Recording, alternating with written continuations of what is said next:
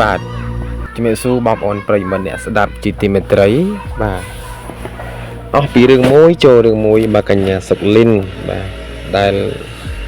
ត្រូវបានមហាជនរិះគន់យ៉ាងខ្លាំងដែរទៀតបងប្អូនបាទរឿងនេះគឺរឿងពាក់ព័ន្ធជាមួយនឹងបាទយកបាទកូនក្មេងដែលជាកូនក្មេងផងដែរគឺជាកូនរបស់ម្ចាស់ brand ឡាកាម៉ូបាទគាត់ឲ្យមកសម្ដែងជាមួយនឹងកញ្ញាលីនបាទបងប្អូនដឹងហើយថាលីននេះគឺគាត់មានកំហុសក៏ដូចជាមិនថាមានកំហុសទេគឺគាត់អចេតនាទេបងប្អូនបាទលក្ខណៈថាការបញ្ចេញមតិយោបល់នៅក្នុងកម្មវិធី podcast មួយដែលគាត់ឆ្លើយសំណួរពាក់ព័ន្ធជាមួយនឹងប្រាក់ខែ$500ហ្នឹងតើបរិះអាចយកប្រព័ន្ធបានឬទេគាត់ក៏ឆ្លើយថាវាតិចតួចណាស់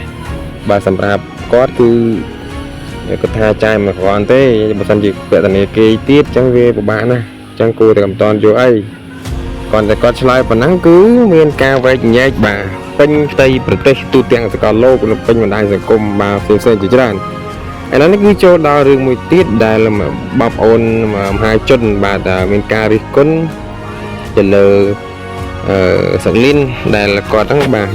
ទទួលយកនៅកូនរបស់ម្ចាស់ brand ឡាកាម៉ូមកសម្ដែងជាត្រាប់តាមវីដេអូរបស់តិនហ្វីបាទរឿងចិនបាទដែលមានការសម្ដែងកាយវិការខ្លះបាទมันគូក៏បីអញ្ចឹងបងប្អូនបាទប៉ុន្តែយ៉ាងណាក៏វាជាការសម្ដែងប៉ុន្តែសម្ដែងវាអាចថាយកក្មេងតូចមកសម្ដែងអញ្ចឹងទៅបើសិនជាកម្មសិទ្ធិបញ្ញាវិញមក YouTube គេអាចចាប់បងប្អូនណាគេអាចចាប់ពីកម្មសិទ្ធិបញ្ញាសម្រាប់សិទ្ធិកុមារអញ្ចឹងទៅគឺតែខ្ញុំដឹងណាបាទប៉ុន្តែយ៉ាងណាក៏មតិភាគច្រើនហ្នឹងគឺបងប្អូនមហាជនគាត់បានរិះគន់ថា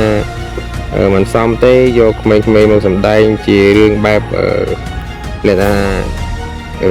ស៊ីចម្រៅអញ្ចឹងណាបងប្អូនបាទស៊ីចម្រៅអញ្ចឹងទៅក៏មានការវែកញែកនិងវិភាគថាមិនសមគួរអញ្ចឹងទៅបាទ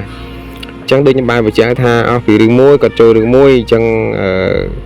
មួយរយៈពេលដូចជាដាវណាបាទកញ្ញាលីនបាទហ្នឹងហើយអញ្ចឹងបានថាសម័យនេះយើងធ្វើអីមួយយើងគួរតែវិភាគបានល្អិតល្អន់និងមានការប្រុងប្រយ័ត្នឲ្យបានខ្ពស់ព្រោះសម័យឥឡូវនេះគឺជាសម័យបាទទូរស័ព្ទដៃបាទអញ្ចឹងមនុស្សម្នាក់មានទូរស័ព្ទដៃមួយស្មើម្នាក់ផ្សព្វផ្សាយព័ត៌មានមួយអញ្ចឹងបាទមានការផ្សព្វផ្សាយ share អញ្ចឹងទៅក៏ល្បីខ្ទោខ្ទេងទៅបាទអញ្ចឹងមិនថាបាទគួរឲ្យអាណិតក៏ដែរបងប្អូនបាទ